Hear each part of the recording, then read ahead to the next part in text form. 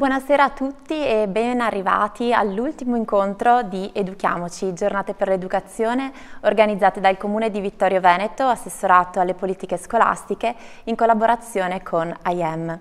Questa sera ci perdonerete, ma vogliamo ringraziare tutti gli enti che hanno concesso il loro patrocinio chiamandoli per nome. Regione del Veneto, ULSS 2, Federazione Italiana Medici Pediatri Regione Veneto, Segreteria Provinciale di Treviso, l'UMSA Università di Roma. Il main sponsor è Banca Prealpi San Biagio e Noi per Noi. Ringraziamo il presidente Carlo Antiga e il vicepresidente Flavio Salvador che credono fortemente in questa manifestazione.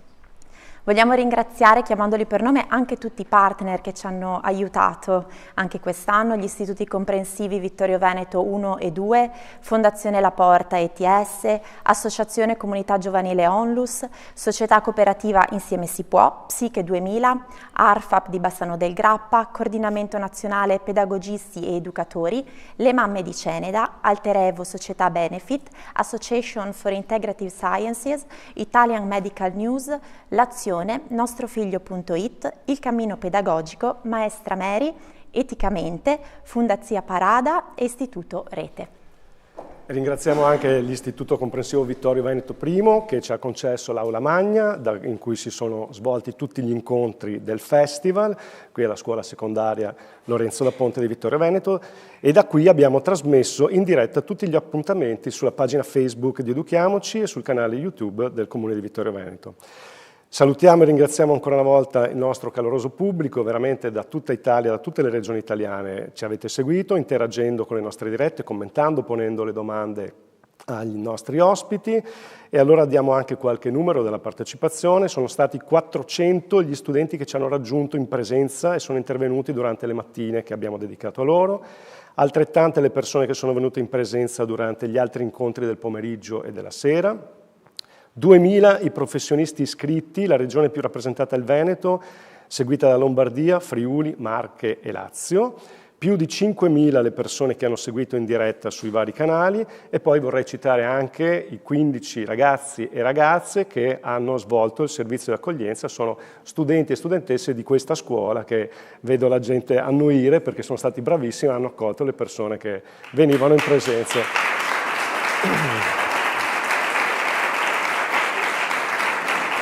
Quindi grazie perché siete stati veramente numerosi e vi ringraziamo di cuore per tutto questo supporto e sostegno, per gli spunti, per i commenti e naturalmente per tutti gli apprezzamenti che abbiamo ricevuto che ci fanno piacere ma testimoniano anche il fatto che questo tipo di iniziative riscontrano l'interesse e la partecipazione delle persone. Quindi siamo molto contenti di aver trovato il vostro gradimento.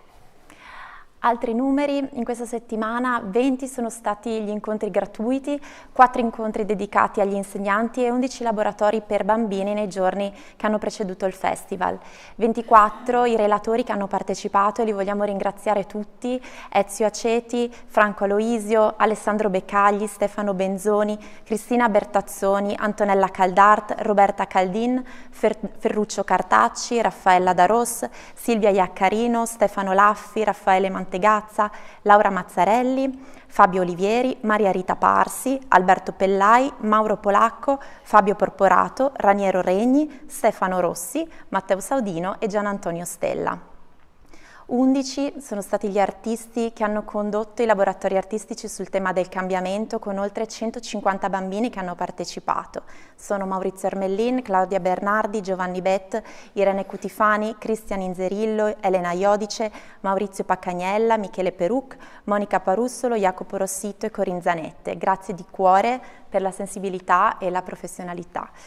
Ringrazio anche il comitato scientifico di IEM che insieme a me ha fatto parte di questa avventura, Marco Napoletano, Consuelo Dalcol, Eva Dadalt e Andrea Maroelli e tutto lo staff tecnico che ha supportato la trasmissione. E naturalmente Martina Agnoli.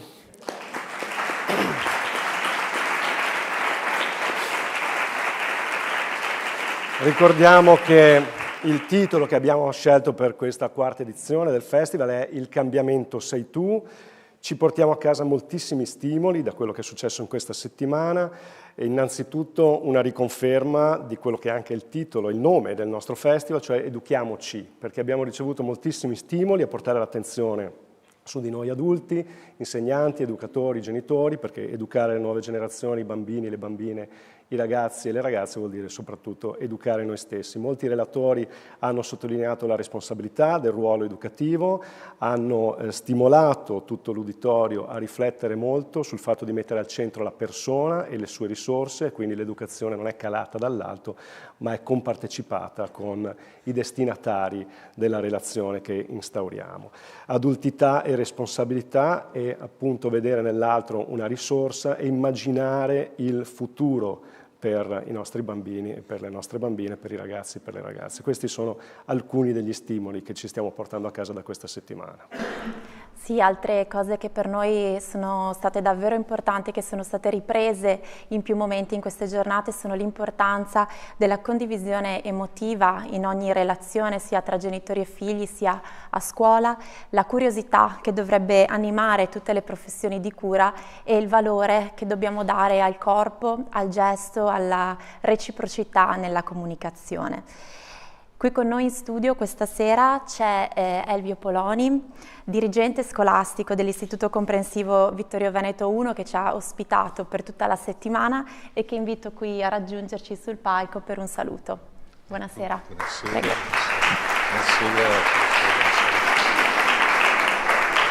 Grazie, buonasera a tutti.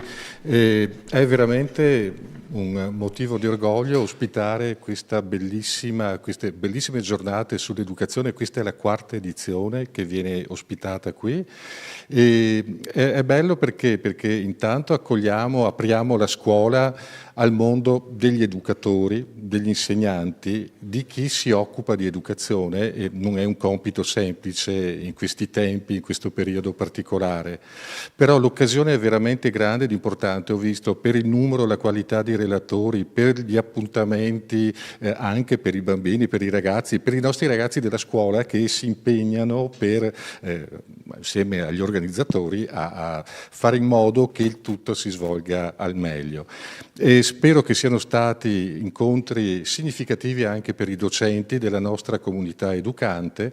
Abbiamo bisogno come scuola di aiuto, abbiamo bisogno di figure che ci aiutino, ci guidino in questo momento di cambiamento importante, lo sentiamo tutti i giorni, e questa visione, questa prospettiva che guarda al futuro dei nostri bambini, alunni, dei nostri ragazzi che non vogliono saperne di studiare, che ci creano problemi, che poi fanno questo, ma allora vederli con uno sguardo non che cerca e ricerca il problema e la questione, diciamo, sì, per cui è una sfida continua, è faticoso, lo diciamo, ma c'è proprio questo, è il nostro futuro, no? E sono i nostri ragazzi, le nostre ragazze, i nostri bambini e bambine. Grazie ancora, ringrazio Marco poi per l'organizzazione, per l'invito, e vi auguro una bella serata con il professor Rossi. Mi ha permesso questo anche di approfondire la conoscenza, di vedere un'educatrice con cui parlavo i giorni scorsi, così dicevo, ma guarda, dovrò andare con professor Rossi, si apre lo zainetto e prende 2 libri del professor Rossi. Ho detto, ecco, benissimo, sono stato proprio contento. Sintonizzati. Eravamo, sì, c'è qualcosa. Grazie ancora, grazie. Grazie.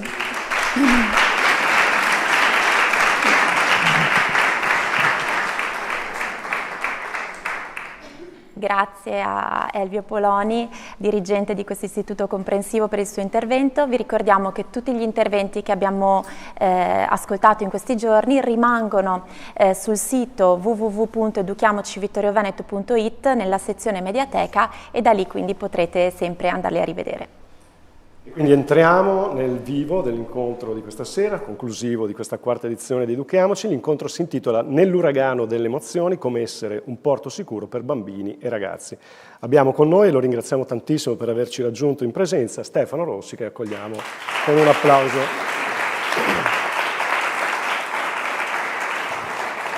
E una stretta di mano. Stefano Rossi è psicopedagogista, esperto di educazione emotiva. Dopo 20 anni di lavoro con genitori, bambini e adolescenti, ha creato un approccio educativo scientificamente fondato, su cui si sono formati 90.000 insegnanti, educatori e genitori. È autore di alcuni bestseller, tra cui Mio figlio è un casino e Lezioni d'amore per un figlio. Scrive per diverse riviste, ha una rubrica su Focus Junior dove parla di emozioni ai giovani lettori. La sua pagina Facebook è un punto di riferimento per migliaia di insegnanti e genitori. Scrive inoltre per I Nostri Figli, che è la più grossa social community legata all'educazione, con oltre 600.000 follower.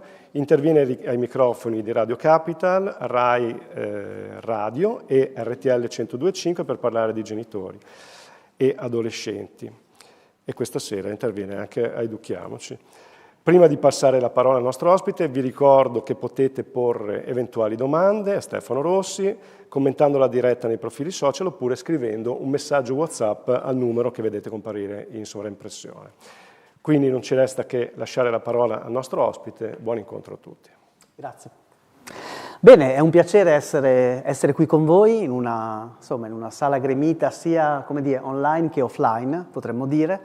Io prima di iniziare chiedo sempre due cose. La prima, se possiamo fare anche qualche battuta, perché io credo che educare col sorriso sia fondamentale, quindi fatemi così col ditino se la cosa si può fare. Alzate il ditino metà auditorium, vuol dire che gli altri sono oppositivi o provocatori, quindi sono nel posto giusto.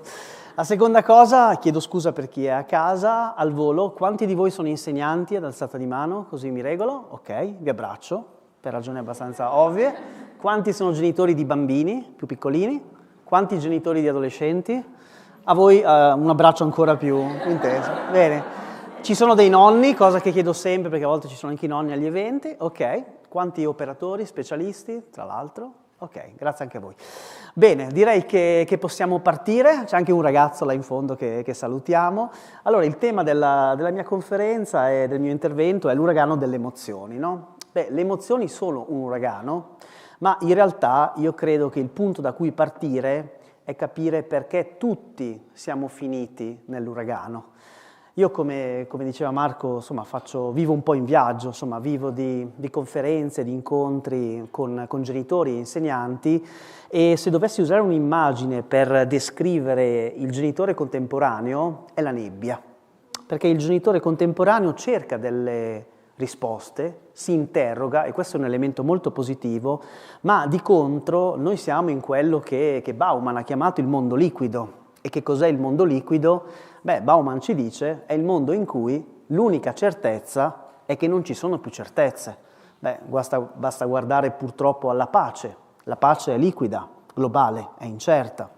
Basta guardare all'amore. L'amore in molti aspetti, in molte persone è liquido, incerto, fragile. Ma è liquida anche la famiglia.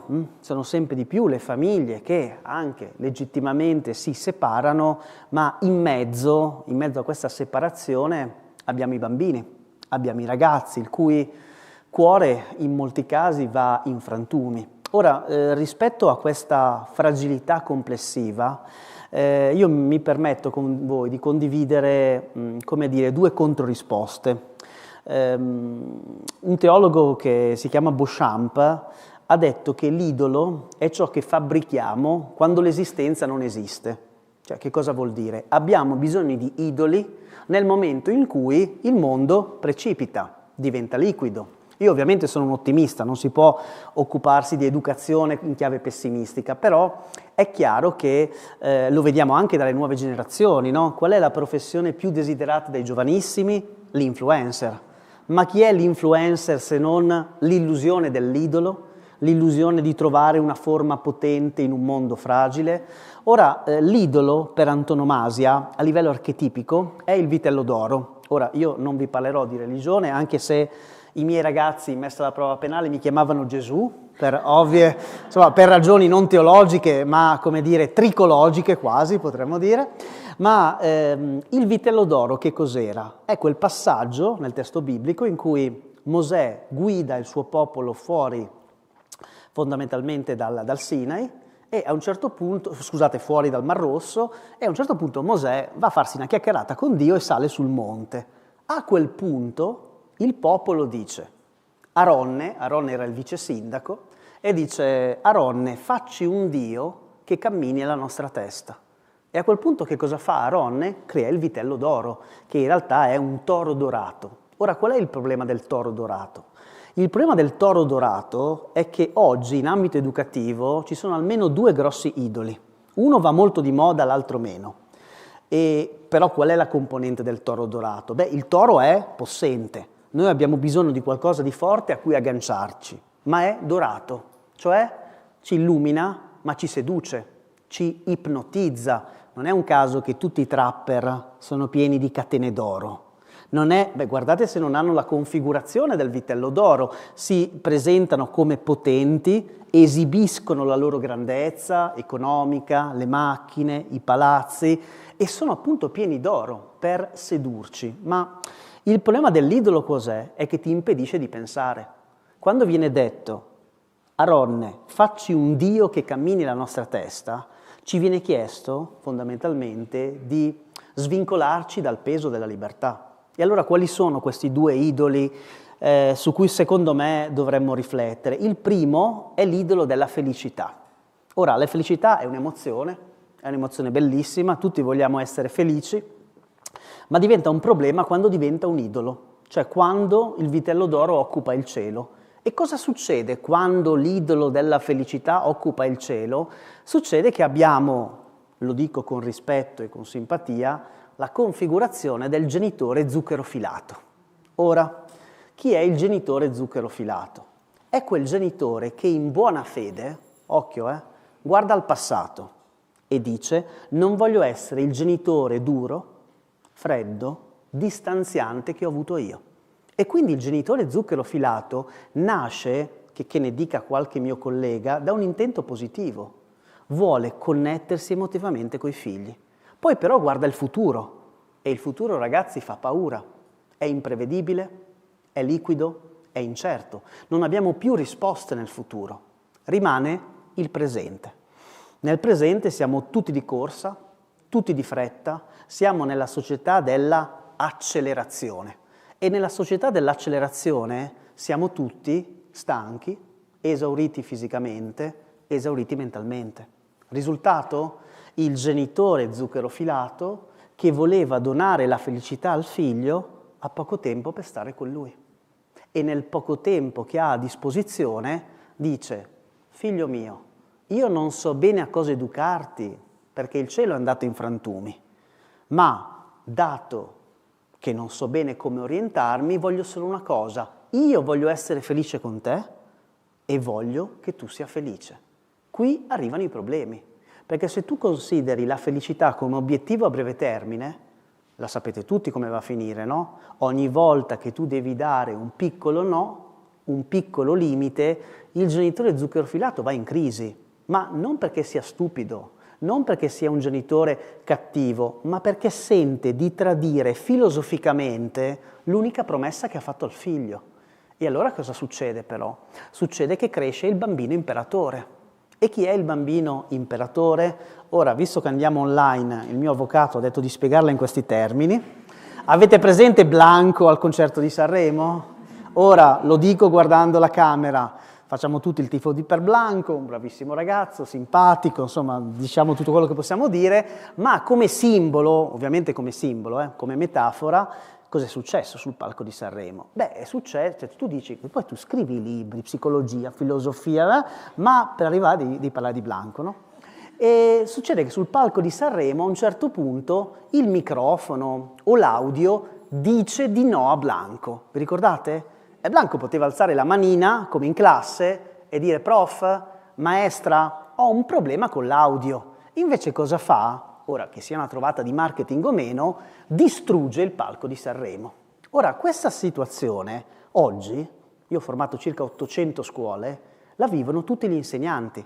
Perché quando tu hai in classe il 90% dei bimbi o dei ragazzi che vengono cresciuti con la pedagogia dello zuccherofilato, cioè viene detto loro solo di sì, quando l'insegnante di turno gli dice: Marcolino, non puoi decapitare la tua compagna, no? Giusto, adesso Marco è empatico e tutto, però non puoi decapitare la tua compagna, quindi ti dico di no. Bene, Marcolino ha due cortocircuiti. Il primo è filosofico, mi guarda e mi dice: oh, sarei pure un bravo maestro, sarei pure un bravo insegnante, ma come diavolo ti permetti di dirmi di no quando chi mi ha dato la vita mi dice solo di sì? Primo cortocircuito, e questa cosa va capita. Il secondo cortocircuito è emotivo. Perché è emotivo? Perché anche volendo, Marco a questo punto non è in grado di tollerare la potenza del no. Perché scusatemi, che cosa sono i no? E cominciamo a mettere un primo elemento concreto. Che voi siate insegnanti, genitori, nonni o allenatori, scriviamolo bello grande, le regole sono un dono d'amore. Però ascoltatemi fino a fine conferenza, perché se ascoltate solo questo pezzo non va bene. Ma non va bene perché manca un elemento. Perché le regole sono un dono d'amore? Perché Marco è una Ferrari, anzi oggi diremmo una Lamborghini, che su Instagram fa più visualizzazioni, ma tutte le volte che tu dai un giusto no, un giusto argine, ecco il porto sicuro ti dà l'argine al figlio, tu gli stai fondamentalmente facendo introiettare quei freni che nella vita gli consentiranno di non schiantarsi alla prima curva. Ora scusate, il bambino imperatore chi è? Il bambino onnipotente, quello che in classe fa quello che vuole, quello che a pallavolo fa quello che vuole, quello che a calcio insulta l'arbitro, anche se poi anche molti genitori insultano l'arbitro, chi è? È fondamentalmente un bambino che si sente gigante, è un bambino che si sente sopra il mondo, che guarda il mondo dall'altro, perché? Perché è un imperatore. Ma il problema qual è? Che quando l'imperatore cammina nel mondo, occhio, inizia a trattare l'altro come un suddito. Io ho fatto un post una volta che non ho capito perché mi ha creato tutta una serie di insulti online, ma online funziona più o meno così. Ho detto, guarda che i no che dai a tuo figlio possono salvare la vita della figlia di qualcun altro. Non mi fate un applauso su questa cosa?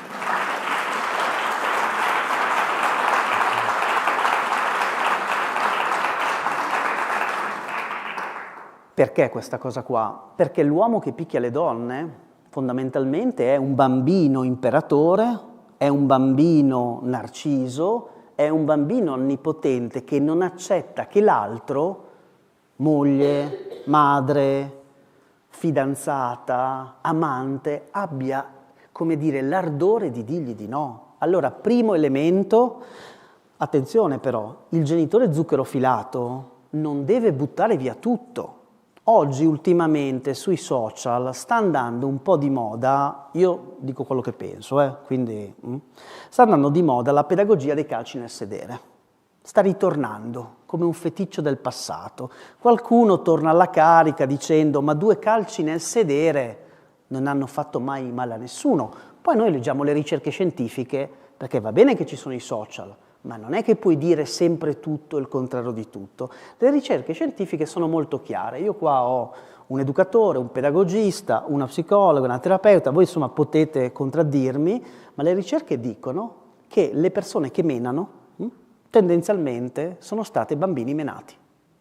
E quindi occhio, perché se noi pensiamo di rieditare questa pedagogia dello schiaffo, ci dimentichiamo una cosa, che i bambini diventano quello che vedono. L'amore, il bullismo, lo imparano in famiglia. Io ho fatto vagonate di corsi sul bullismo ai ragazzi, eccetera, ma sapete cosa ho capito alla fine? Che i corsi sul bullismo vanno fatti ai genitori. Sbaglio?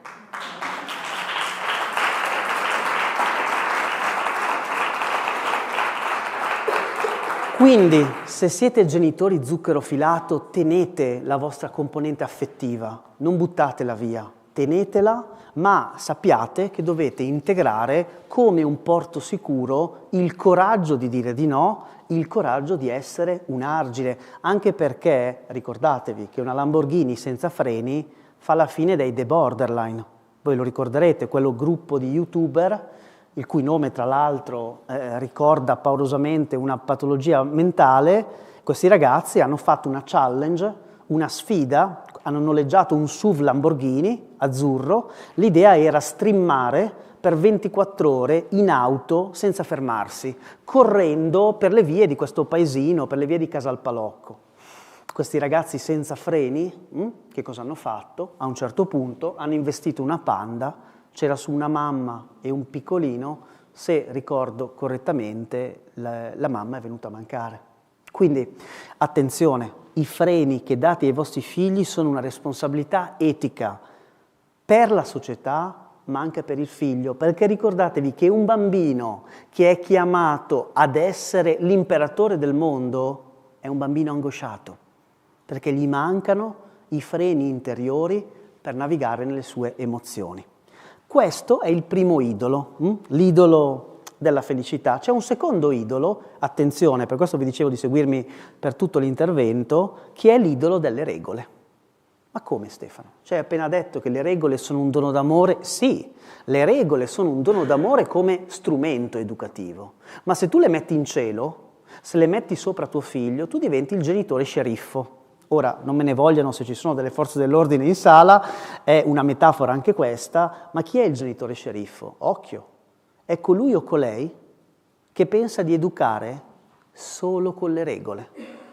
E qual è l'errore del genitore sceriffo? L'errore del genitore sceriffo è non tener presente qual è il bisogno originario, fondativo di ogni essere umano. E qual è il bisogno fondativo di ogni essere umano? Pensate ai vostri bambini. Anche se adesso hai un adolescente urlante per casa, quell'adolescente urlante è stato un bambino e da bambino ti massacrava 10 volte al minuto con una domanda. Giochi con me? Ti piace il mio disegno? Sono bravo a fare la capriola? Fondamentalmente ogni bambino ti chiede una sola cosa. Mamma, papà, maestra, maestro, ma tu mi vedi? E allora cosa non capisce il genitore sceriffo? Il genitore sceriffo non capisce che il primo bisogno di ogni bambino, e sfatiamo un mito anche di ogni adolescente, è essere nello sguardo caldo del genitore, perché il primo bisogno di ogni bambino è sentirsi al sicuro nel cuore del genitore. Qual è il problema del genitore sceriffo? Che ideologicamente, filosoficamente, negli occhi non ha l'unicità del bambino, ha l'ideale nobilissimo delle regole. E qual è il risultato? Che il bambino si sente in una casa fredda. Ma quando tu sei a casa, ne parla uno che vive in albergo, ma adesso non per brutte ragioni, ma perché sono spesso in viaggio, la casa non è il luogo fisico, la casa è il luogo morbido dove ti senti a casa. E allora la casa del bambino o dell'adolescente figlio dello sceriffo ha la configurazione della prigione.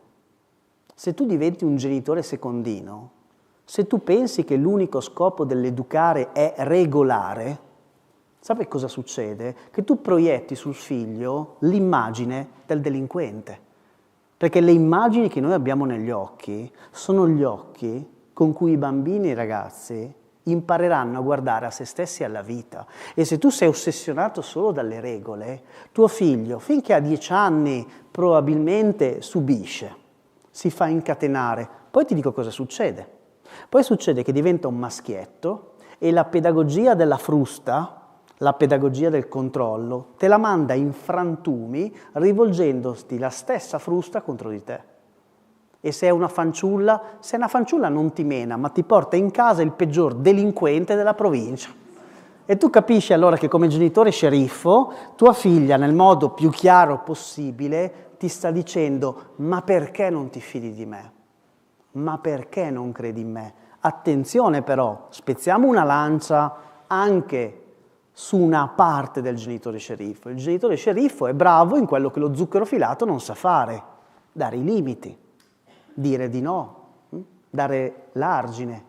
Allora voi vedete però che da queste due storture, da queste due polarizzazioni, noi arriviamo a formulare quello che io, chiaramente riprendendo la grande lezione di Bowlby, definisco il porto sicuro. Ora voi fate lavorare questa metafora dentro di voi. Chi è il genitore porto sicuro? Quando sei di fronte a un porto sicuro? Sei di fronte a un porto sicuro, che sia insegnante o genitore, quando sei di fronte a un adulto forte, perché il porto sicuro non è lo zucchero filato, non è una banderuola, è una figura autorevole, carismatica, ma al contempo il porto sicuro usa la sua forza, usa il suo carisma non sul bambino, ma per il bambino. Perché il porto sicuro integra queste due dimensioni. L'autorevolezza, sono io il capitano della nave, può non piacerti, lo capisco, ma la nave la guido io, ma unisce l'autorevolezza all'amorevolezza.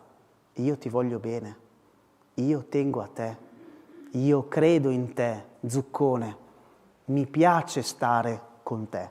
Allora vedete, ciascuno di noi ha dentro di sé o lo zucchero filato o lo sceriffo. Spesso nei rapporti di coppia c'è un genitore che è più uno, un genitore che è più l'altro. Io lo vedo nelle conferenze, le gomitate che si danno mamma e papà con dietro la nonna che dà gli schiaffoni a tutti e due perché dice ai miei tempi, però bisogna dire alle nonne che ai tempi passati era un po' più facile perché il mondo era solido, il mondo era dentro una cornice e oggi noi siamo nell'età del naufragio, no? In cui è difficile spesso essere quel porto sicuro che magari tu non hai ricevuto.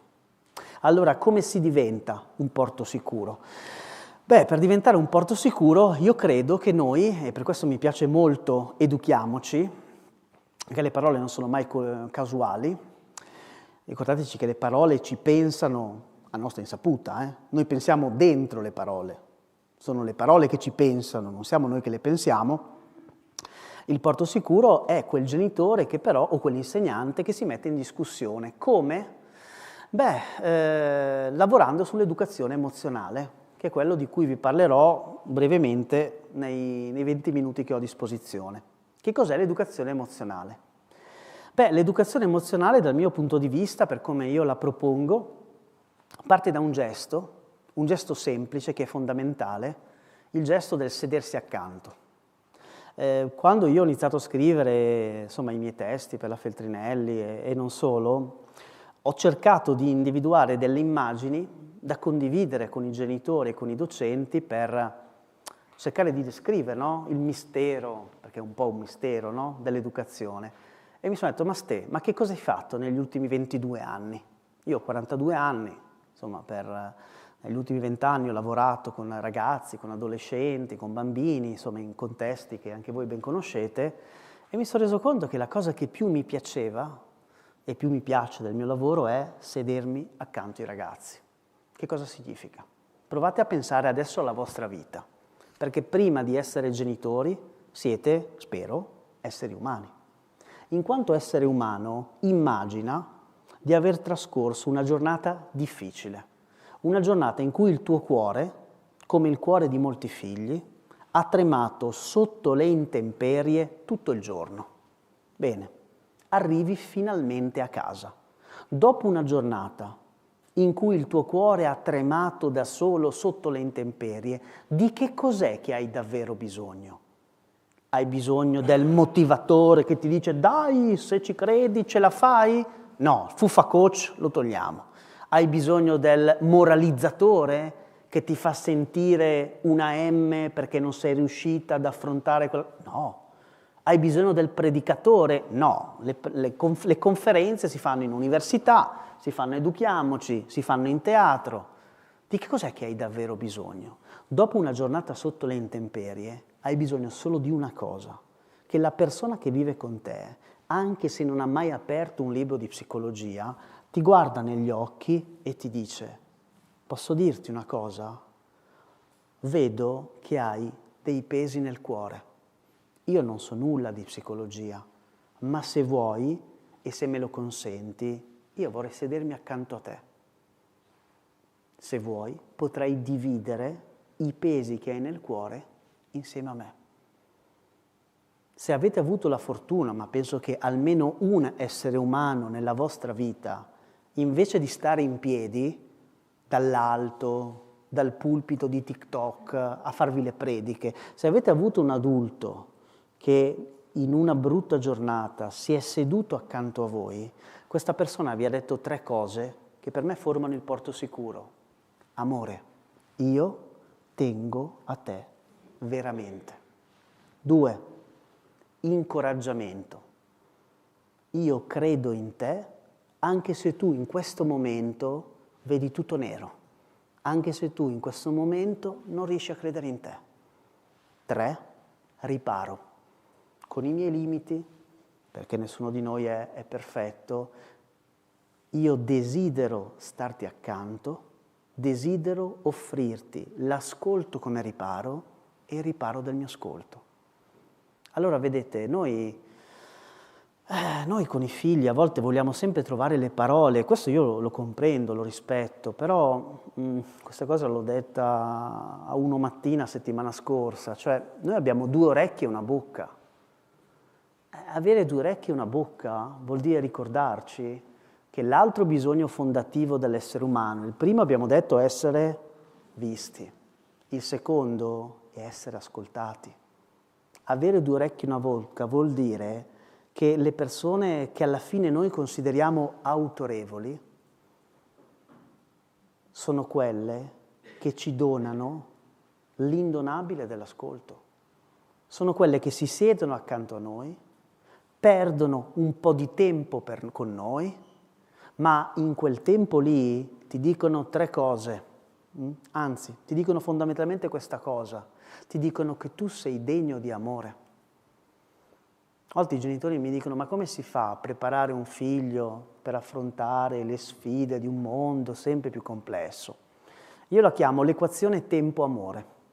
Se tu mi dedichi tempo, occhio, ma non il tempo del corpo, il tempo dell'anima, il tempo in cui io mi siedo accanto a te e io voglio stare lì, non dall'altra parte. Ecco, se mi dedichi quel tempo lì, vuol dire che mi vuoi bene. 1. Se mi vuoi bene, vuol dire che io ho un valore. 2. Se ho un valore, posso imparare anch'io a volermi bene. 3. Risultato finale, se posso imparare a volermi bene, nella vita, crescendo, non accetterò situazioni inaccettabili. Nella vita, crescendo, non andrò ad elemosinare l'amore nei posti peggiori, un compagno che mi mena, ma che nel suo modo disfunzionale c'è, un gruppo di compagni che mi fa bullismo, che nel loro modo disfunzionale però mi vedono, anche se mi mortificano, un posto di lavoro che odio, che disprezzo, ma che a suo modo è l'unica cosa che penso di poter trovare. Allora capite cosa vuol dire essere un porto sicuro? Essere un porto sicuro vuol dire fare spazio nel nostro cuore ai nostri figli. Occhio però, non all'immagine idealizzata del figlio che vorresti, ma all'immagine unica, irregolare, storta, speciale, che è tuo figlio. Qualche anno fa io ho scritto un libro che si chiama Mio figlio è un casino. In realtà io avrei voluto chiamarlo diversamente. Volevo chiamarlo Ogni figlio è una torre di Pisa. Se ci pensi, ogni figlio è storto. Cioè il filo dritto, io penso che sia, non lo so, che non esiste, no? Ma ogni figlio è una torre di Pisa perché in qualche modo è storto. Cioè non è perpendicolare alla proiezione delle tue aspettative. Ma il porto sicuro che cosa fa? Raddrizza la torre di Pisa, ma se raddrizzi la torre di Pisa, io non so se si può dire, sei un deficiente. Il compito del genitore porto sicuro non è raddrizzare la torre di Pisa, ma aiutare la torre a trovare la sua bellezza. Ora, io condivido con voi un piccolo dolore, una piccola, diciamo anche sofferenza, che poi non è neanche piccola. Per me la cosa più dolorosa nel lavoro di consulente con i genitori è quando tu vedevi e vedi in un ragazzo che pur ha le sue fragilità, che pur sta ancora cercando se stesso, la sua bellezza, poi parli col genitore che non la vede. E allora questo figlio probabilmente la sua strada la troverà lo stesso, ma la troverà rompendosi le ossa, tra tante sofferenze, perché, lo ripeto, i figli imparano a guardare a se stessi con gli occhi che li hanno guardati. Fatemi un applauso che respiro 10 secondi.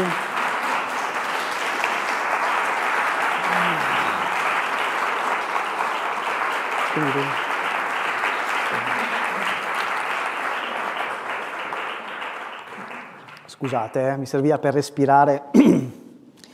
Ora però il porto sicuro da un lato ascolta, dall'altro però deve anche avere una parola che in qualche modo illumina, no? A me piace pensare che il porto sicuro è anche un faro. Il problema, o la domanda da $1 milione, è come faccio a illuminare in quanto faro un figlio, soprattutto se è un adolescente e che è una creatura del distanziamento, no? Insomma, questo non serve aver letto un libro di psicologia per sapere che l'adolescente è una figura del mare. No, non del male, del mare. Del mare, attenzione, no, non si dica Rossi odi gli adolescenti. No, come? No, a me piacciono gli adolescenti. No, perché è una figura del mare? Perché tuo figlio deve salpare, deve uscire dal tuo abbraccio per capire chi è e chi vuole diventare.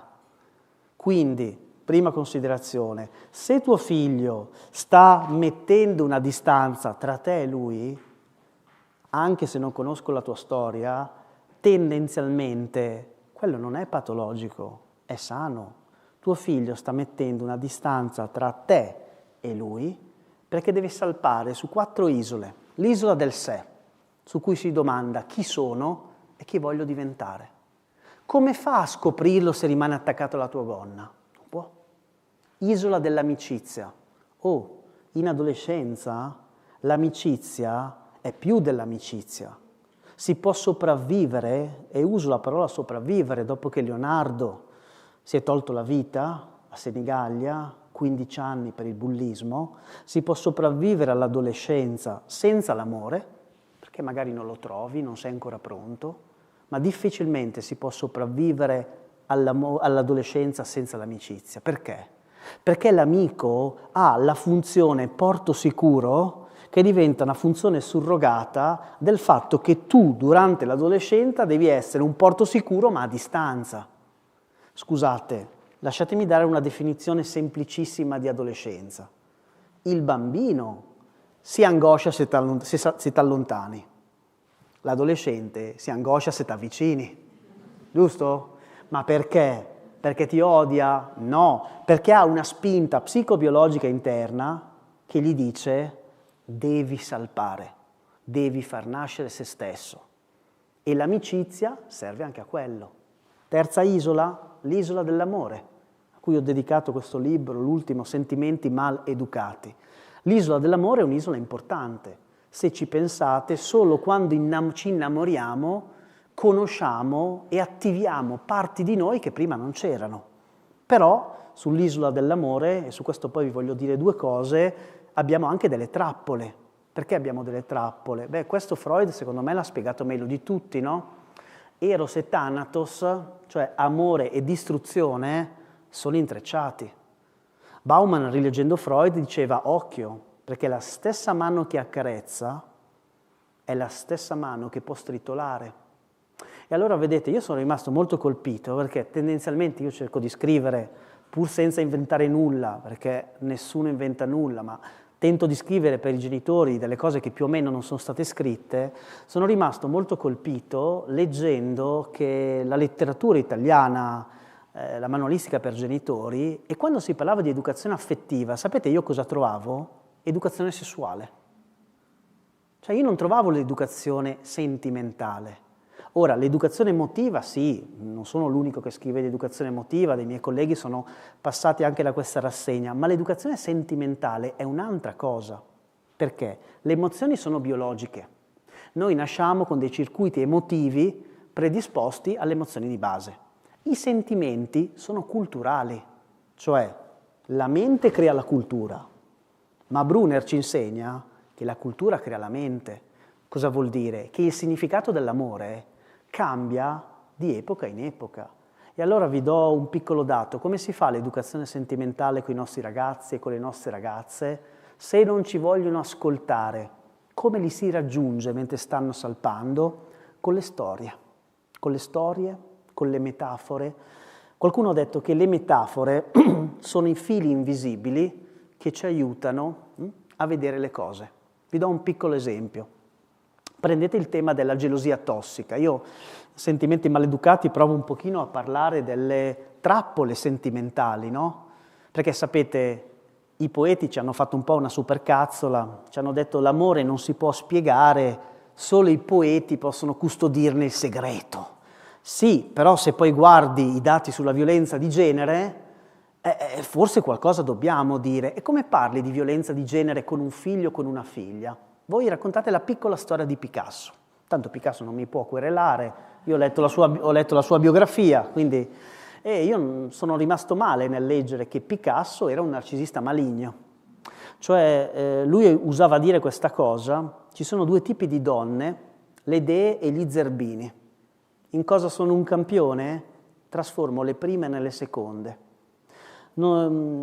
Picasso ha avuto una quantità considerevole di amanti, 6 di loro si sono tolte la vita. Una di loro, Dora Maar, una delle poche che non si è suicidata, ma questo è il narcisista maligno, Scusate, cos'è il narcisismo maligno? Questa cosa va spiegata ai ragazzi e alle ragazze, perché il narcisista maligno può avere la forma del lui, molto più spesso, ma può avere anche la forma del lei. Chi è il narcisista maligno? È un principe superbo, ecco un'altra immagine. È colui che usa l'altro come un trono su cui sedersi. Siccome ha un'autostima a brandelli, il narcisista ti usa come questa sedia, ti annienta, ti schiaccia, ti umilia per sedersi sopra trionfalmente. Voi vi rendete conto che state parlando con una persona, non sto parlando a livello psichiatrico, io non sono uno psichiatra, ma vi rendete conto che state parlando con una persona che ha un po' la tendenza al narciso, diciamo, perché tutte le volte che parli ti taglia le gambe, ti abbassa, ti taglia. E cosa faceva Picasso? Picasso usava le 3 fasi della manipolazione sentimentale. Fase 1, che i ragazzi conoscono bene perché la chiamano love bombing, bombardamento di luce. Io ti riempio di quella luce che tu hai sempre voluto, ma ti riempio di luce, cioè di complimenti, di apprezzamento, alla velocità della luce. E tu devi iniziare a capire che c'è qualcosa che non va, è troppo ed è tutto presto. Fase 2, accelero, dopo la luce arriva il ghosting, sparisce. La luce si alterna col buio, un po' c'è, un po' non c'è. Questa cosa si chiama rinforzo intermittente. È il modo più potente per controllare qualcuno.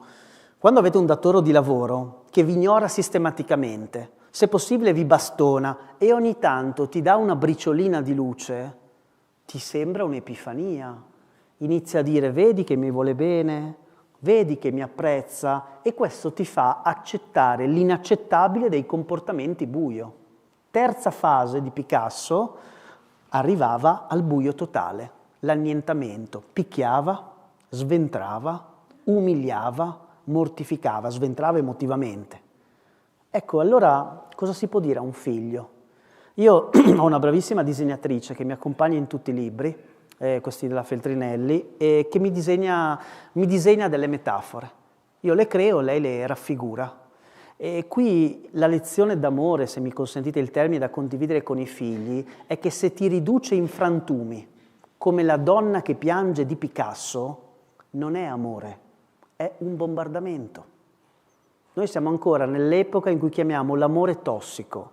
Se è tossico non è amore, è una malattia. La donna dipinta, la donna che piange, che è questa donna cubista, tutta distrutta, con una lacrima che le riga il viso, sapete chi è? È Dora Maar. È una delle poche amanti di Picasso che non si è suicidata, ma Picasso l'ha distrutta emotivamente. E allora come si fa l'educazione sentimentale coi figli? Non con le prediche, non con un discorso lungo come quello che ho fatto io. Gli fai vedere la donna che piange e chiedi a tuo figlio: ma cos'è per te l'amore? Che cosa significa essere amati? Può starci la violenza nell'amore? Con i figli bisogna fare quello che faceva Socrate. Socrate pensava con i ragazzi i grandi temi della vita. Cos'è l'amore? Cos'è il coraggio? Cos'è il perdono? Cos'è il pensiero? Cos'è la giustizia? alcuni miei colleghi, legittimamente, nelle ultime settimane, hanno fatto una proposta di legge, legittima, perché quando si parla di educazione va sempre bene. Hanno proposto di vietare lo smartphone fino ai 17 anni. Piccolo problema, l'hanno proposto dalle loro pagine social. Io dico sempre, ora, attenzione, non fraintendetemi, i miei colleghi hanno ragione su un punto, che non dicono loro, lo dice la scienza. Dare in mano il cellulare a un bambino è un atto suicida. La corteccia prefrontale di un bambino non è in grado di riconoscere e di proteggere i pericoli della rete. L'archetipo del pedofilo online è It di Stephen King. It dice al bambino: lo vuoi un palloncino? Risposta del bambino: la mamma e il papà mi hanno detto di non accettare doni dagli sconosciuti. Il predatore, che è un manipolatore, dice al bambino: mamma e papà sono molto bravi, si vede che ti vogliono bene, non bisogna parlare con gli sconosciuti. Io mi chiamo It, sono Pennywise, sono il pagliaccio del circo. Tu come ti chiami? Io mi chiamo Paolino, vedi? Adesso che ci conosciamo puoi seguirmi nelle fogne. Allora fino a 10-11 anni un bambino non ha la capacità di proteggersi, ma io mi chiedo a 12, a 13, a 14, a 15, non dovremmo fare come Socrate? Non dovremmo pensare con i nostri figli i temi dell'online? A me l'online non piace, ma l'online fa parte della nostra vita. Io sto parlando un po' a voi e un po' su YouTube. Allora cosa facciamo? Li chiudiamo in casa fino a 18 anni e poi a 18 anni cosa facciamo? Tra l'altro, mi perdonerete, ma adesso non intristitevi per me, ma io mangio spesso da solo, in hotel, in viaggio. Si intristiscono tutti, secondo me. Vabbè, non è una vita così male, ho una famiglia, la vedo al weekend, ci vogliamo tutti bene, ma io quando osservo al tavolo le persone, basta con dire che sono solo i figli attaccati al cellulare, perché io vedo anche gli adulti.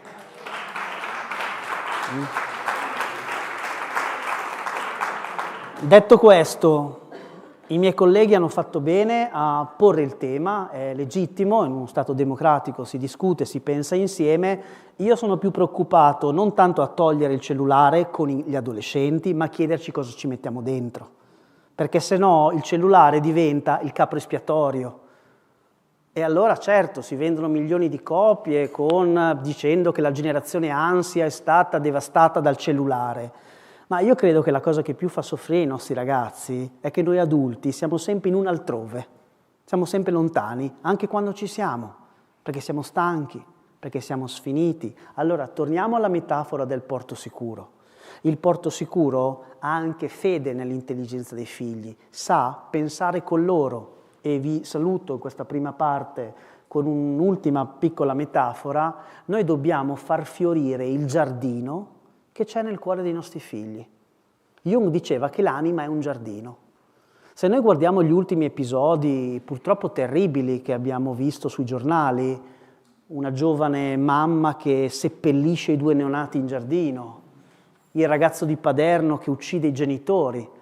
Io però sono stato sempre chiamato dalla redazione di Sky, ho dovuto ascoltare tutta la conferenza stampa della PM per fare un commento, che poi cosa puoi dire di fronte a una cosa del genere, e però mi ha colpito 2 cose della strage di Paderno.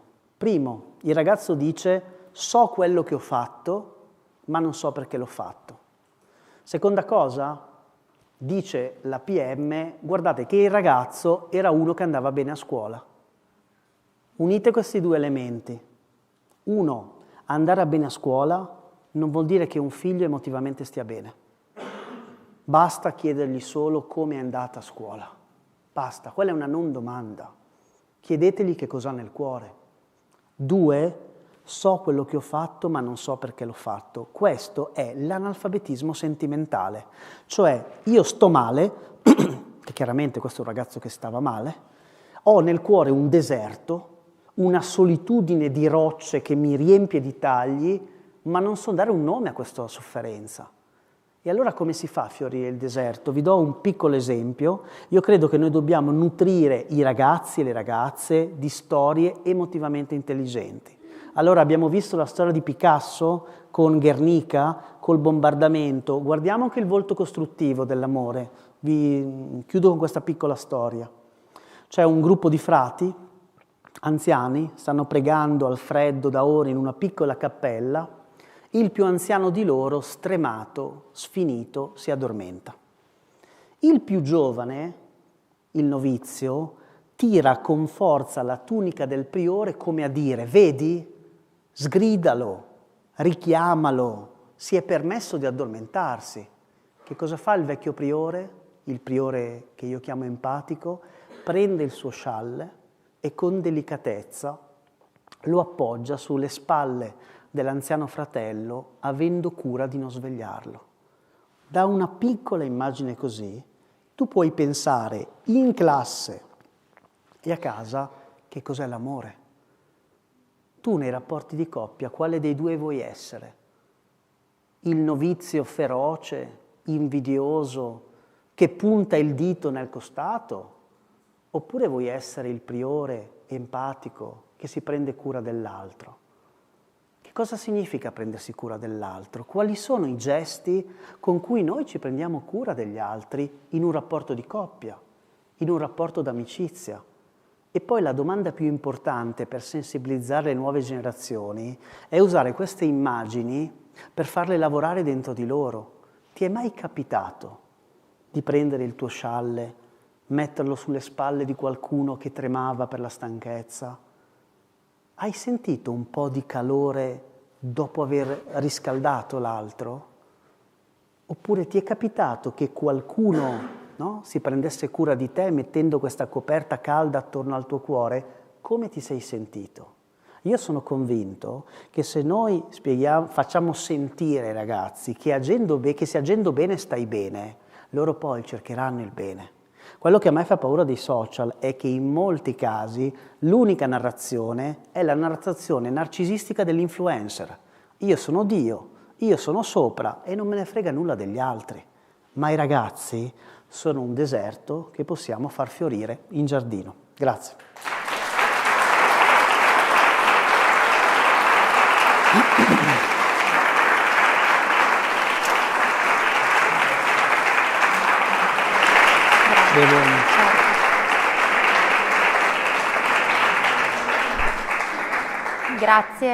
Grazie di cuore Stefano Rossi, interessantissimo, spunti di speranza. Ci sono molti commenti che arrivano, allora leggo qualcosa sia per l'intervento che abbiamo appena ascoltato, sia in relazione a tutte le giornate di formazione e di scambio che abbiamo trascorso insieme. Rossella scrive: ci avete regalato una settimana di formazione emozionante, ma anche se siamo giunti al termine, ogni tramonto porta con sé la promessa di una nuova alba. Vi seguiremo con lo stesso entusiasmo per Educhiamoci 2025. Complimenti vivissimi al Comune di Vittorio Veneto e tutti i partner che hanno supportato questo grandioso progetto. Eccezionali gli ospiti, superlativi presentatori. Ci prendiamo anche noi.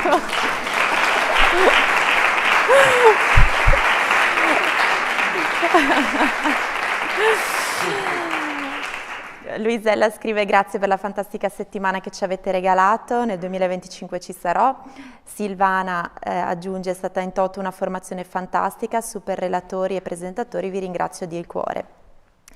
E ancora buonasera a tutti, ringrazio infinitamente per l'opportunità ricevuta, sono Donatella da Spoleto, Umbria, quindi ringraziamo queste persone che ci hanno seguito e che ci sostengono anche nella speranza di una prossima edizione. In questo momento sono più di 300 le persone che ci stanno seguendo dalle varie piattaforme e arriva anche qualche domanda, la prima di Francesca che dice: cosa ne pensa Stefano Rossi del ritorno al voto in condotta nelle scuole?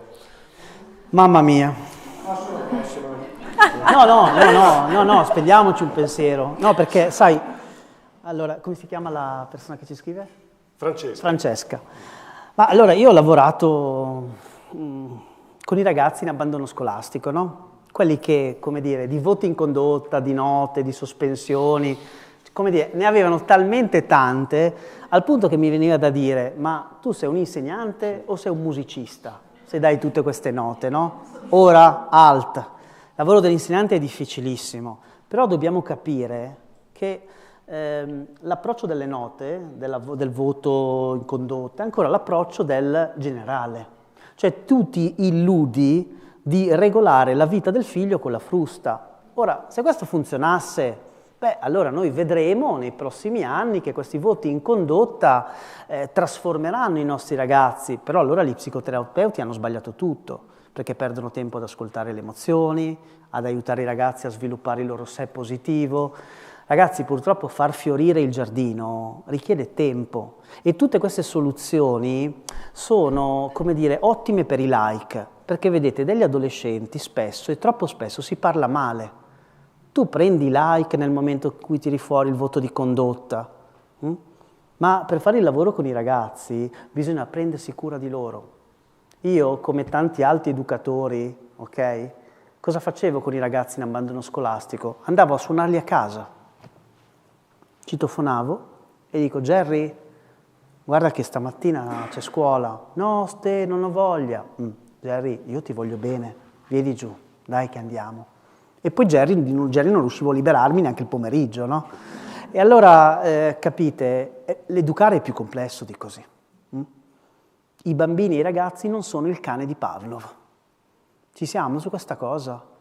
I premi e le punizioni, a parte che non so neanche se funzionino davvero con i cani, no? Perché qualcuno ha detto, chi era Skinner, quello che, no, Skinner era quello della Skinner Box, era Pavlov che faceva salivare il cane, no?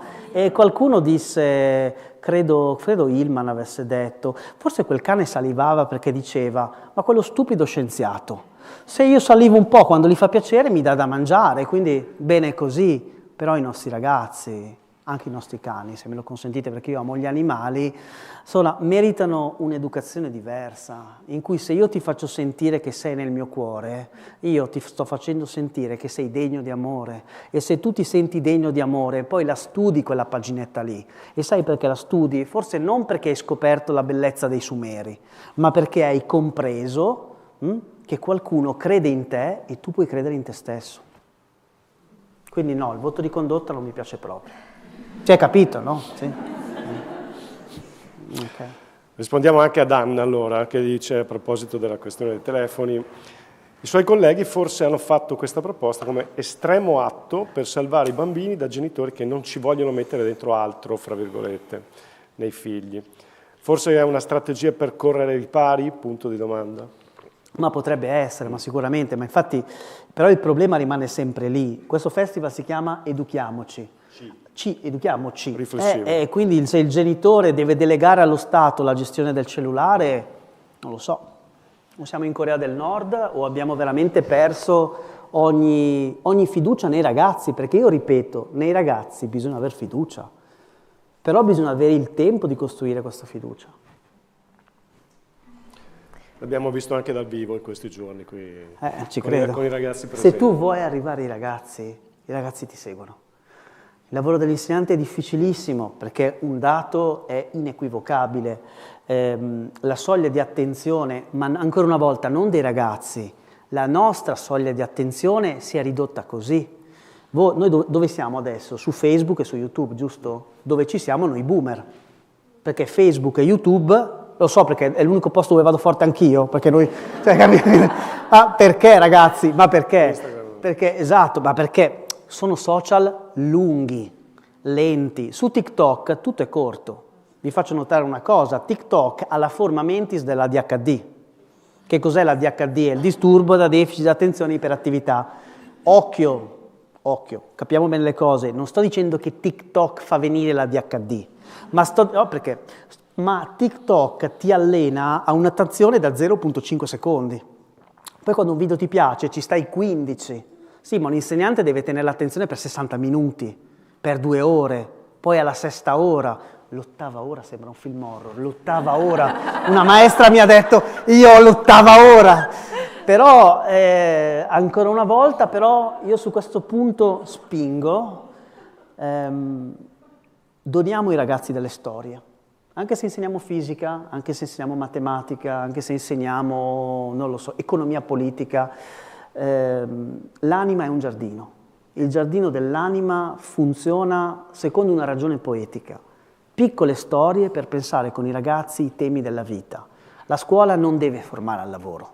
In questo Galimberti lo dice meglio di tutti. La scuola deve formare l'essere umano. Quindi so che ci sono tanti insegnanti che mi stanno ascoltando, io li ringrazio perché lo sport nazionale è prendersela con gli insegnanti, ma già che ve ne dicono dietro di tutti i colori, perdete un po' di tempo. Perdete un po' di tempo per pensare con i vostri studenti i grandi temi della vita, perché solo così formerete degli esseri umani.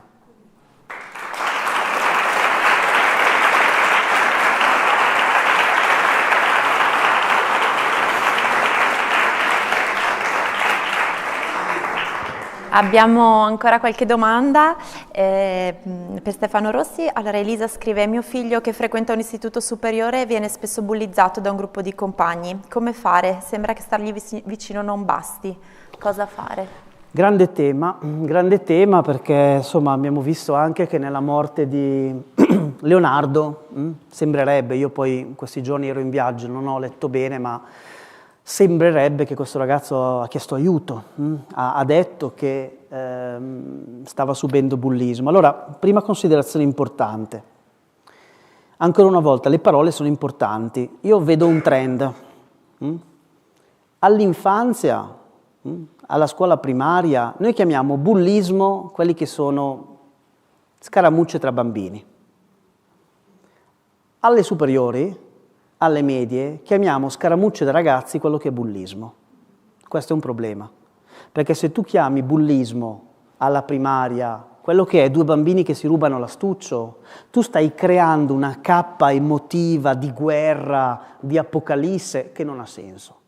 Ma se tu chiami scaramuccia quello che tra ragazzi è bullismo, stai lasciando solo una vittima.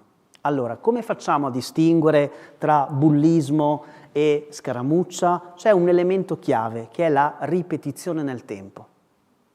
Io posso essere sgarbato con Marco, non mi invita più Marco, stasera, io posso essere sgarbato con Marco una volta, ok, sono stato sgarbato, posso escluderlo dal mio gruppo oggi, sono stato poco empatico, ma se io tutti i giorni faccio quella battuta, se tutti i giorni lo taglio fuori dal gruppo, su tutti i giorni gli mando dei WhatsApp, quella è violenza. E lì bisogna intervenire. Bisogna intervenire come? Su due livelli. Partiamo dalla vittima.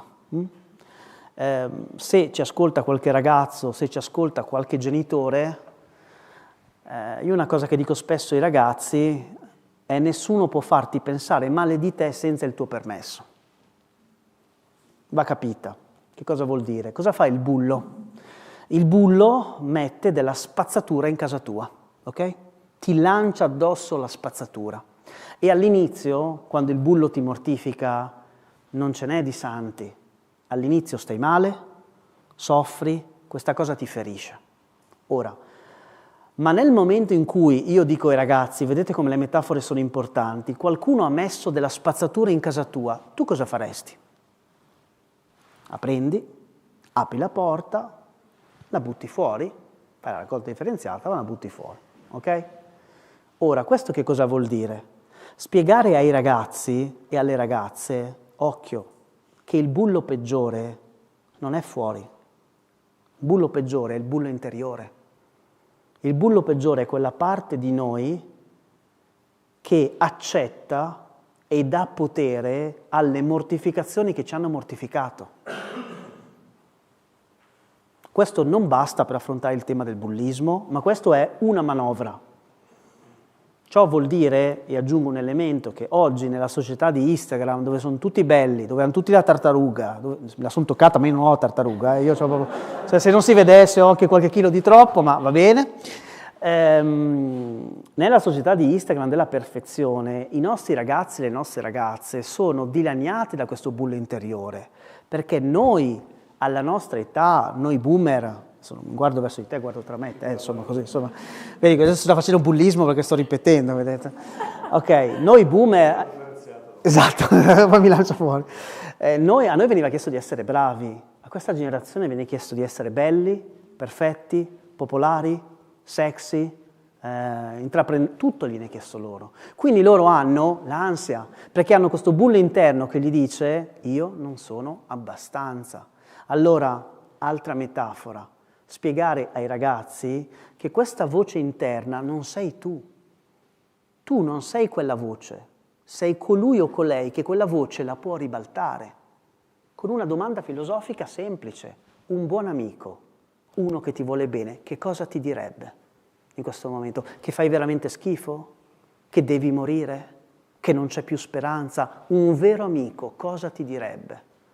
E allora io credo che dobbiamo insegnare ai nostri ragazzi l'arte dimenticata e difficilissima oggi di volersi bene, di avere rispetto ed empatia per gli altri, cosa fondamentale, ma avere anche rispetto ed empatia per noi. Allo stesso tempo, però, rispondendo alla domanda della persona che ci scrive, se questa cosa si ripete bisogna intervenire, perché non è accettabile che un ragazzino venga umiliato, mortificato, perseguitato tutti i giorni, perché se io mi sento perseguitato potrei arrivare a pensare che fuggire dalla vita sia l'unica protezione dalla vita. Di contro, però, la sfida al bullismo non si vince coi voti di condotta. La sfida al bullismo si vince con l'educazione empatica, aiutando i nostri ragazzi e insegnando loro, altra metafora, che l'empatia è un radar con cui tu puoi imparare a leggere gli occhi degli altri. È importante leggere i libri, ma è importante saper leggere anche gli occhi. Allora, tanti bambini e tanti ragazzi non sanno leggere gli occhi degli altri, perché hanno così voglia di essere accettati, è come se sono una macchina che viaggia a fari spenti nella notte. Il loro radar guarda se stessi, quindi riescono a dire la parola sbagliata alla persona sbagliata nel momento sbagliato. Questo è il meccanismo difficilissimo della vittima provocatrice, che è vittima del gruppo di bulli, ma che al contempo, senza avere colpa e senza rendersi conto, provoca. Quindi allena il tuo radar dell'empatia, prova a leggere cosa c'è negli occhi dei tuoi amici: tristezza, paura, gioia, solitudine. Allora l'empatia è sia un radar che una carezza. Prova a bussare al cuore di un amico, riuscirai a sintonizzarti con lui e con un amico si può sopravvivere all'adolescenza. Grazie. Grazie.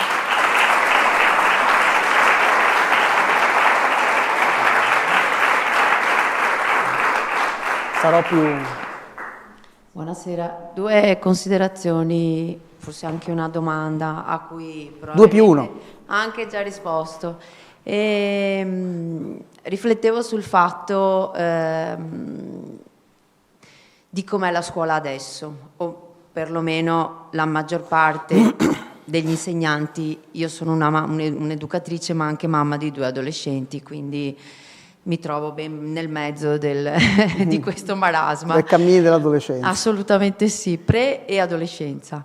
E spesso i ragazzi vivono questa fragilità nel volersi bene e nel apprezzarsi soprattutto, e quindi avere un'autostima veramente, veramente molto bassa, no? E in un contesto scolastico che forse loro percepiscono, che spesso non è così, ma loro percepiscono così, come un contesto che richiama delle prestazioni, no? A cui loro si sentono di non essere in grado di arrivare e che quindi mettono già il freno a mano ancora prima di partire, no? Come può un insegnante, e forse mi ha già risposto prima, no? Aiutarli in questo, non facendo attenzione solamente al risultato, ma ovviamente a quello alle risorse che loro hanno dentro e come aiutarli a tirare fuori. Sì, un po' l'abbiamo detto, però aggiungiamo un piccolo elemento, no? La cultura del risultato è un problema. Cioè noi siamo nella società del successo, ma la società del successo è la società in cui il diritto di avere successo, chiunque può diventare influencer, sulla carta, non c'è l'albo. Il diritto di avere successo nasconde il dovere di raggiungere il successo. Ma se voi ci fate caso, la parola successo ha il fallimento tatuato nel nome. Il successo è già successo. Se questo libro vende bene, Il prossimo ti dice l'editore o ti dice l'agente, deve vendere di più. Sei arrivato al numero 3, devi arrivare al numero 2. Sei arrivato al numero 1 e se l'anno prossimo arrivi fuori dalla top 10, allora qui questa è la tossicità del nostro tempo. Però io credo che per fortificare i nostri figli dobbiamo anche essere lucidi. Ci sono ragazzi che vivono sotto le bombe in questo momento. I nostri ragazzi vivono sotto la società della prestazione. Ora, come li equipaggiamo? Secondo me noi dobbiamo insegnare loro la differenza tra la cultura del risultato, cioè valgo in base alle mie metriche, dalla cultura della grinta. Grinta è una parola a cui io sono legata perché me l'ha insegnata mio nonno. Grinta vuol dire avere il fuoco negli occhi. Vuol dire che io prima di essere qui il contratto era già stato fatto, potevo arrivare a fine settimana, dopo 10 eventi di questa settimana, dire 2 cosine, tenermi. Ma la cultura della grinta è mettere il fuoco in quello che fai. Dopodiché vinci, perdi, la conferenza piace o non piace, impara ad avere rispetto per te stesso. Mio nonno mi diceva, se tu esci dal campo con la maglietta sudata, abbi rispetto per te stesso, e questo ci permette di da un lato non giustificare i figli alla mediocrità, non è che va bene tutto, di contro li sganciamo dalle metriche del risultato, perché guardate che noi siamo nella società in cui l'io vuole farsi Dio, ma il Dio dell'io che vuole farsi Dio sono le metriche. Perché online tutto è trasparente. In questo momento, anche se io non vedo, perché giustamente sto guardando voi, è evidente quante persone ci stanno seguendo, quante persone ci stanno commentando. Ma al contempo, se ipoteticamente ci fosse un altro festival online, è chiaro chi ha vinto e chi ha perso, chi ha fatto più metriche. Allora, qual è la chiave? Le metriche, tra l'altro, scusatemi, portano con sé la violenza della trasparenza, sono evidenti. Tu vai sul mio profilo e vedi quante persone mi seguono. Vai sul profilo di un altro collega, vedi che lo seguono di più o di meno. Ma allora, se tu ti misuri, occhio perché questo è il problema dei figli medaglia d'oro. Figli medaglia d'oro sono quelli che prendono ottimi risultati, sono ossessionati dalle metriche, ma quando non prendono 8 e prendono un 7 meno, vanno in frantumi. Allora l'autostima non è ciò che ti fa vincere la metrica, l'autostima è ciò che ti fa sopravvivere quando la metrica non arriva. Ma per far questo dobbiamo insegnare ai nostri figli a sganciare la loro autostima dalle metriche. E per farlo un modo concreto, perché su qualcosa l'autostima la devi anche fondare, sulla grinta, sulla tenacia che metti. Però qua io voglio essere molto chiaro su questo punto. A me più che i professori preoccupano i genitori, perché sono i genitori che oggi nella società della prestazione proiettano una luce di iperaspettativa sui figli. Poi magari l'insegnante deve certificare perché deve mettere il voto. E io non credo neanche, perdonatemi, perché vedete come sono complesse le questioni, che la soluzione sia togliere i voti alle superiori. I voti fanno parte del negativo della vita. Se io faccio una brutta conferenza, gli organizzatori mi diranno Stefano, l'anno prossimo inviteremo qualcun altro. La vita i voti te li dà. Quindi non è che noi dobbiamo positivizzare tutto, ma dobbiamo dare gli strumenti ai nostri figli, parlo della scuola superiore, secondaria di secondo grado o di primo, per affrontare la vita. Perché se allora togliamo tutto abbiamo la generazione più fragile della storia e ricadiamo da un estremo all'altro.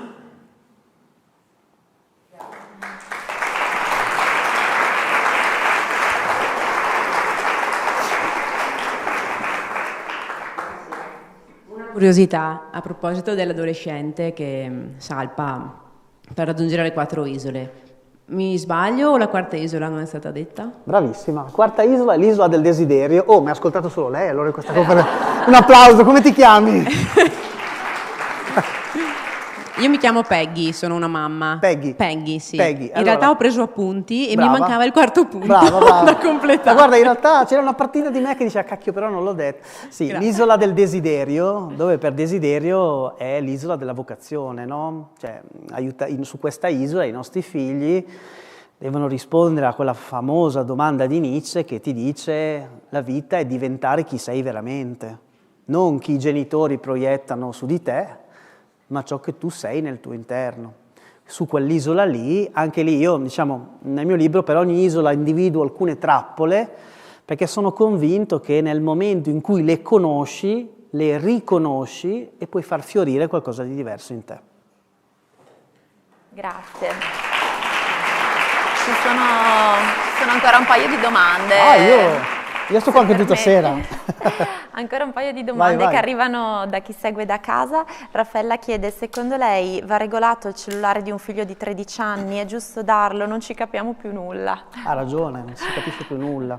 Beh, ma non ci si capisce più nulla perché un fenomeno si dice complesso quando nel nucleo del sapere rimane un nucleo di non sapere, che sembra una supercazzola, ma il concetto è che il fenomeno è complesso, però io dico facciamo l'esempio del motorino.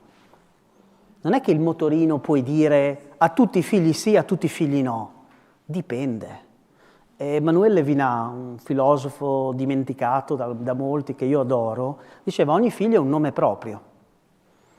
Com'è tuo figlio? Io non so com'è il figlio di questa mamma, no? È un ragazzo responsabile, è un ragazzo che si impegna, è un ragazzo con una buona sensibilità, è in grado di riflettere, di autoproteggersi coerentemente con l'età. Allora non è che gli dai il cellulare e vai a Formentera con Bobo Vieri, cioè no, gli dai il cellulare, no, poi adesso alcune hanno annuito, beh, insomma vabbè, Bobo Vieri vedo che riscuote ancora successo, ma l'idea è gli dai il cellulare ma pensi i temi affettivi con lui, non è che di notte non glielo dai, ci sono delle regole, ma ecco, così diamo qualcosa di concreto. In casa bisogna avere una digital box, uno scatolotto, io ce l'ho a casa, la nostra famiglia ce l'abbiamo, dove noi abbiamo ogni famiglia si dà le sue regole, le sue ritualità. Noi per esempio alle 19:30, cellulare mio e di tutta la famiglia, di tutti, partendo da noi adulti, finisce nella digital box. Lì rimane chiuso, spento. Dopodiché se mi chiama Sky, se mi chiama la Rai, guarderò il messaggio domani mattina e posso perdere la chiamata. Io devo mettere in conto che posso perdere una bella intervista, mio figlio o mio nipote o il tuo figlio o un adolescente metterà in conto che perderà una chiamata anche lui. Però vedete, ecco, questo vuol dire essere coerenti a livello educativo, no? Perché poi un altro tema è che il cellulare di notte non devono avercelo in camera. Perché questo è un dato evidente che un pediatra vi spiega meglio di me, gli adolescenti hanno bisogno di ore di sonno e dormono poco perché questa roba qui arriva sempre. Allora c'è una quota di ingovernabilità nel cellulare. Noi rispondiamo anche noi alle mail di notte, adesso arrivano le mail a tutte le ore, poi ti viene l'ansia che non hai risposto a tutte le mail, dici vabbè ma ce l'ho qui dai, a lei rispondo, no? Poi c'è anche chi pretende le risposte alle 2 di notte, ma quella è un'altra patologia ancora, no? Però, ecco, anche lì, valutare il percorso per ogni figlio. Ci sono ragazzi che a 13 anni hanno una buona maturità, alcuni che a 15 sono ancora profondamente immaturi. Quindi, per questo che è difficile dare delle regole universali, perché l'educazione parla del particolare, non dell'universale. Grazie. A voi. E allora abbiamo l'ultima domanda, che arriva da Rosella, che chiede: dottore, ma quando accadrà che in ogni scuola in pianta stabile entri a far parte l'equipe psicopedagogica? Da quanto profezia di Stefano Rossi. No, profezia di Stefano Rossi, beh, insomma, nell'era del voto di condotta io non sono molto fiducioso. Di conto però, diciamo, diamo una risposta seria. Cioè, nella scuola serve l'equipe psicopedagogica e serve per i ragazzi, per i genitori e per gli insegnanti, perché io ho fatto buona parte della mia vita a fare l'educatore sfruttato, sottopagato, disgraziato nelle comunità per minori, e anche se venivo sfruttato, sottopagato, eccetera, però nelle comunità per minori ci veniva offerto il servizio di supervisione. Io avevo 23 anni, arrivava il supervisore che ti fa condividere le emozioni, ti fa riflettere su come stai agendo. Ora io dico, ma se in una comunità per minori ci sono 10 bambini e ogni insegnante, anziché averne 10, ne ha 27 per numero di classi, Ma com'è pensabile solo che questa cosa non sia già prevista? Quindi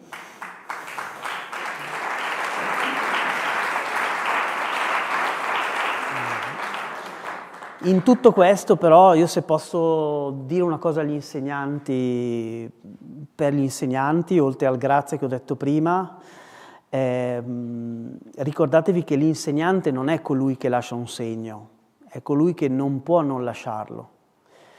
Questo vuol dire che la cultura è importante, io scrivo libri, quindi non mi si può accusare di non apprezzare la cultura, però io credo che è il cuore che apre il libro.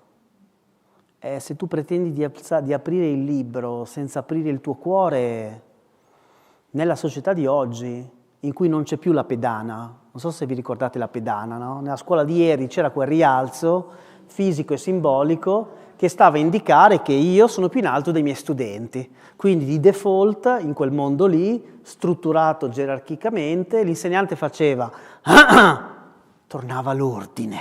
E non c'era il Covid, cioè tu tossivi, ma veramente una cosa...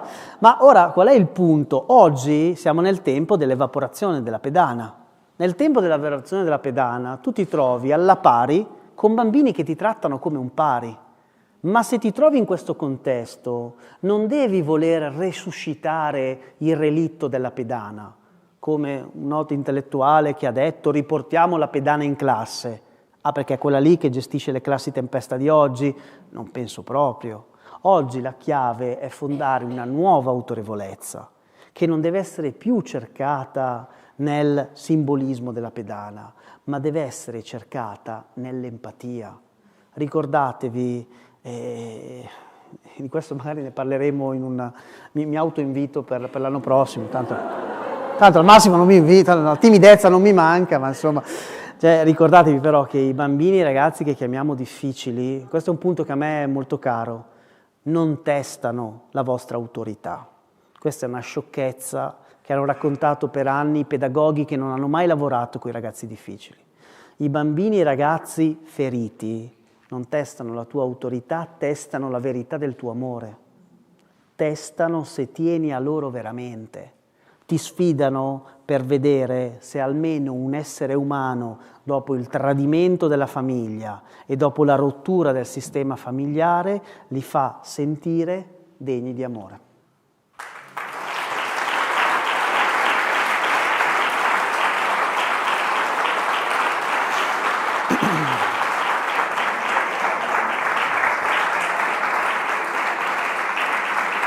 Dal pubblico, bravi. Facciamo l'applauso anche agli organizzatori.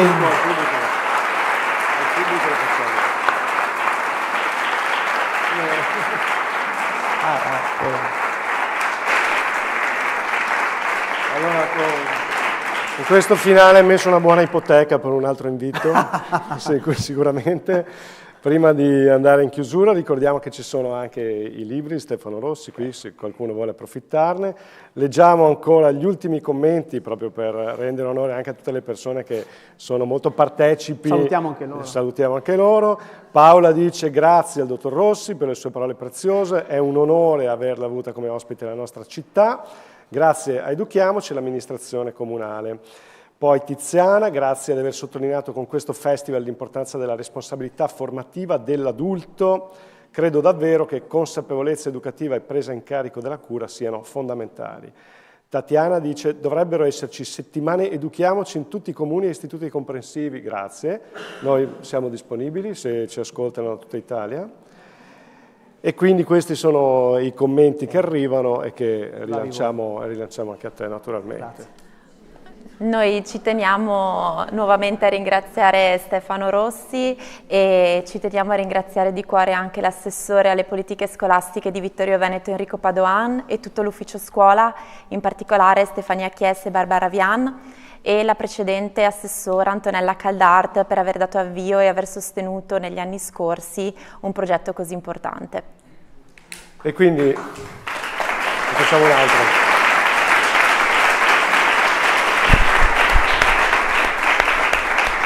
Siamo arrivati veramente alla fine di questo ultimo incontro, alla fine di questa quarta edizione.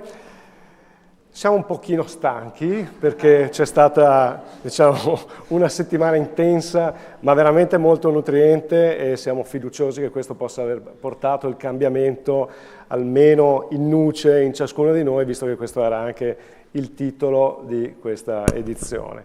Quindi per l'ultima volta la formula di rito, il Comune di Vittorio Veneto, Assessorato alle politiche scolastiche e AIEM vi ringraziano di cuore per aver partecipato. Arrivederci.